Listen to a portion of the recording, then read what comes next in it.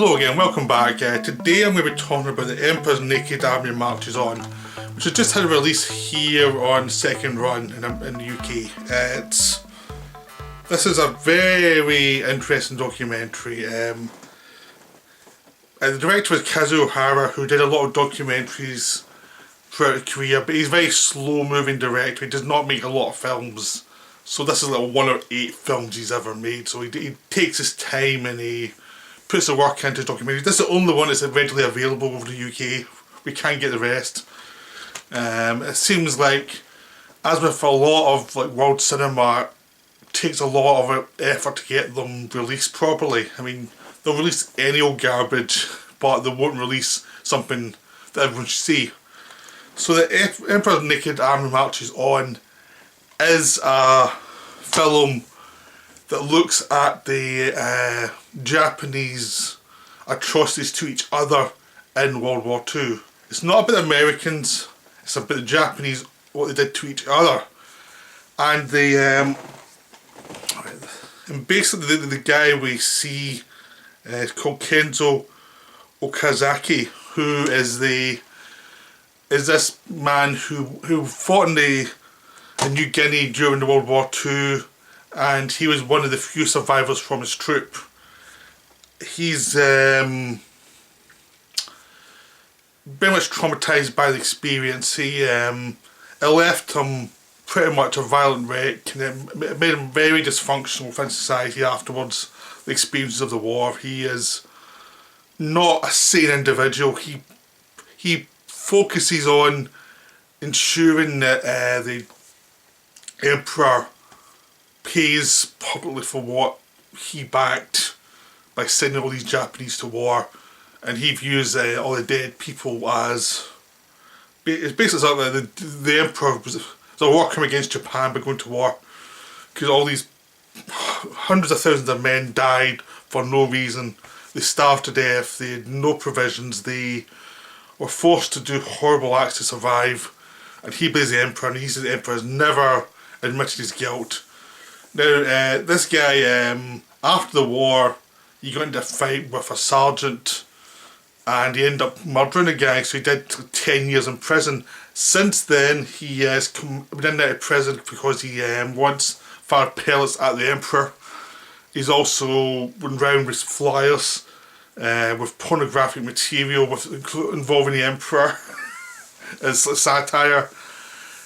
He will not let it go. He's like a dog with a bone. He will not let this guy go. He will not let this thought go. And he goes round with this van which encourages them to shoot the then Prime Minister as well. He just will not let anything go. He is like iconoclast. Whenever he leaves his town, he has to go to the police to tell them why he's leaving. Like he's going to Tokyo to see someone in the hospital. He has to tell them because he's still under parole. But he doesn't care. He doesn't care about what happens to him. He wants to make sure the people who committed crimes and the people who were behind a lot of the atrocities actually pay publicly. There's one bit early on in the film where he's talking about he's talking to the people through a loudspeaker in his car during the Emperor's birthday, and he goes to this big event and he just starts yelling in the crowd through his loudspeaker about the atrocities the Emperor, well, done in the Emperor's name. The Emperor has never actually apologised to people for what his word put them into in World War II. So I mean, he is obsessive. He runs a shop, so he has a real life beyond this obsession. He has a wife, he has a family, but everything's focused upon this obsession. But even during his daughter's wedding, he says how he met the groom through some anti-government protest or something, and it's like, even his daughter's wedding, he will not let this go. And a lot of people in his orbit are the same. They all have obsessions about this. His wife's obsessed with this, but less publicly so, but she supports him and she's always behind what he's doing. And it's about this guy needing, it's almost like he feels guilt, he feels survivor's guilt, so he needs to prove why he still exists by forcing the horrors of war into Japan, he feels like unless the horrors are actually brought to light and they're actually explained to the Japanese people, that could happen again easily if they stick to the Japanese culture of manners and let's put everyone under the rug.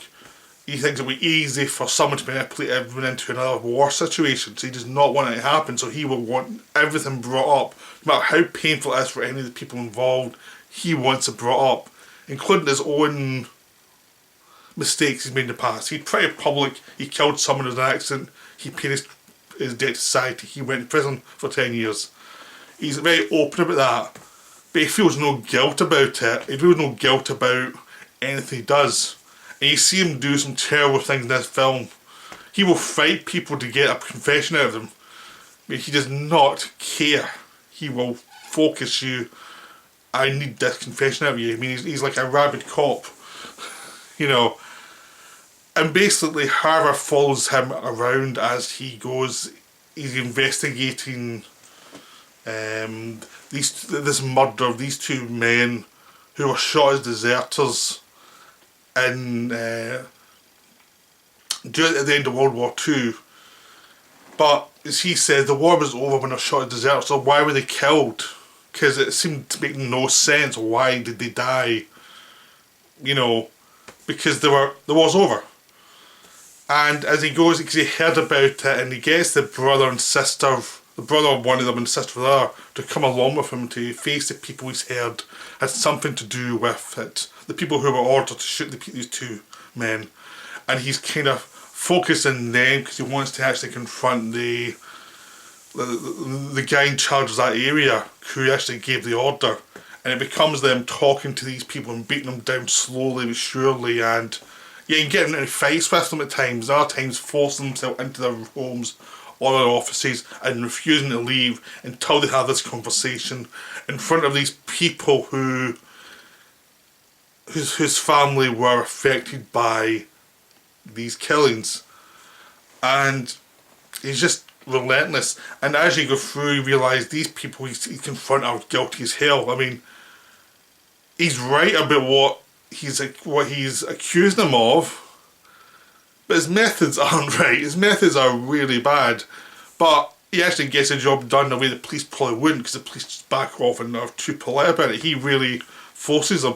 And when the family of these two people who died find it's too much for them, they can no longer deal with the stress of this, he brings in two of his wife and one of his friends who are also obsessed as he is, and he tells the people that these are the brother and sister of the two dead men, because they didn't know what they look like. So he basically lies to get his point made. So he's like he will guilt trip them because he knows that these men will actually feel guilt, especially when they're facing against family members of someone they shot. Like they're not complete monsters, they're human beings who made mistakes, and he will guilt trip them in very unethical ways to confess to what they did. So this is like a very disturbing film. It's very intense. You're really following this guy around doing all these things that you don't really agree with, but what he's actually arguing for is very disturbing and has a point. Because the film does seem to have an attitude. The film presents his attitude, and his attitude seems to be that the modern Japan is corrupt and sentimental, and it's just falling back in easy answers to difficult questions, and it's falling back into the old routines that could create another war.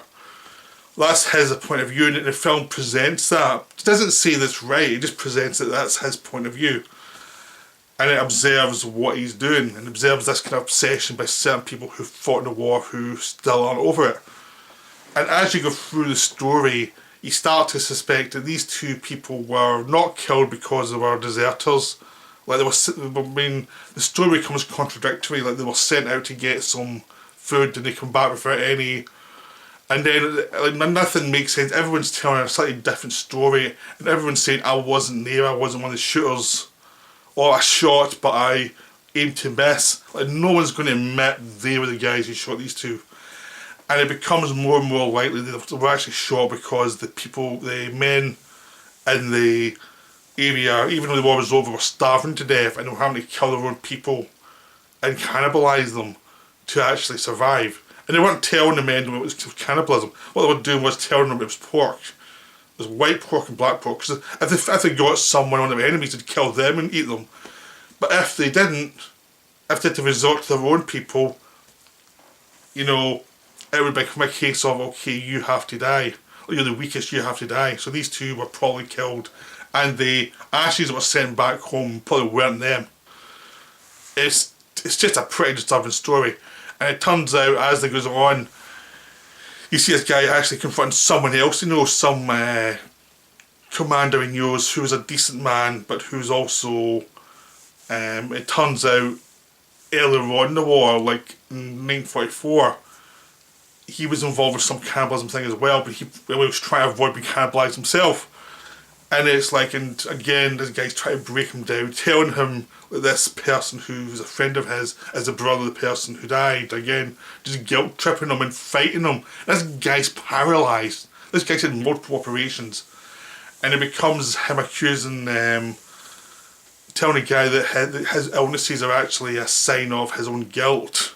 His body's rebelling against him because he's not coming clean about the murders, and it's amazing. It's really amazing, some of the stuff that goes on in this film. You can't believe it as you're watching it. It's like 2 hours long and it's so intense. Throughout the film, it's just so intense every moment.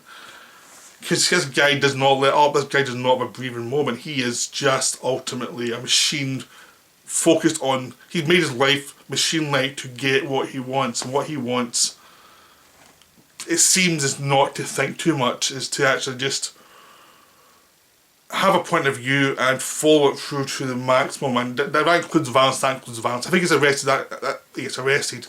He doesn't want to look at himself and what he's, the downsides of what he's doing. He just wants to make sure this information is pulled up, and he makes himself less of a person by doing that, but he's still so focused. I will do this, I will lie to you to get you to confess to what you did. And it's just insane, but it's wonderfully interesting, and it's just like, it's so disturbing. And it does look at a culture that cannot confront its own guilt and its own problems and what actually happened in the war, and how the own men were left to starve, basically. Because the reason all this happened because there wasn't enough provisions sent to the men in all these islands throughout the Pacific. They were just left to starve and survive on their own, and that's why he hates the then Prime Minister and the Emperor, because they were the ones who got them into the war, and they're the ones who didn't take responsibility for the war, and they're the ones that caused all this trauma for all these people who really did not want to go to war. They were just forced to go to war, so they had to go. And it's just like a cultural shame that everyone's trying to forget, and he's like saying, no, you have to remember this. This is important. But it doesn't mean he's right the way he does it. I mean, by the end of it, you're pretty sure you should not get in this guy's way, and you just hope he's not coming for you for something, because he is unrelenting. He will just keep at you. And at the end, he's even confronted the commander who tries to pass away any responsibility. It wasn't my fault, blah blah blah. I don't remember all that stuff. The guy is going to avoid responsibility. So as the film ends, we find out that this guy, the guy who's been hurting everybody, he actually went and tried to shoot the commander. The commander wasn't there, so he shot his son instead. The son survived, and obviously the shooter went to jail again. But it just shows how obsessive he was. If he couldn't get the guy who caused it, he caused him maximum pain by shooting his son. And it really disturbs you to see the lengths he will go to get what he needs. And it's a film about mania, and it's a film about cultural guilt and the effects of cultural guilt if you don't examine what actually happened, if you're too scared to look at what happened in your name. Which Japan has done. Japan has found it very easy to blame America for dropping the bomb on them, but not look into the fact that they were imperialists and they were expansionists, and they were attacking China and they were doing all this horrible stuff. There's lots of events in China in the 30s that in Shanghai that the Japanese probably don't want to think of it too much, but what they did in the name of expansion. And this is like the cultural guilt. This is what actually was the downside of it, what happened to people who were forced into these situations and ended up having to turn on each other. So it's a wonderful film. I highly recommend it. Second one has the release, so if you've got a Region 2 player, you have no excuse, you should just buy this. Definitely just buy it straight away. And if you're a multi-region player, try and buy it. It is a wonderful film. The transfer's terrific. You get a couple of extras talking to Hara. It's just an amazing film.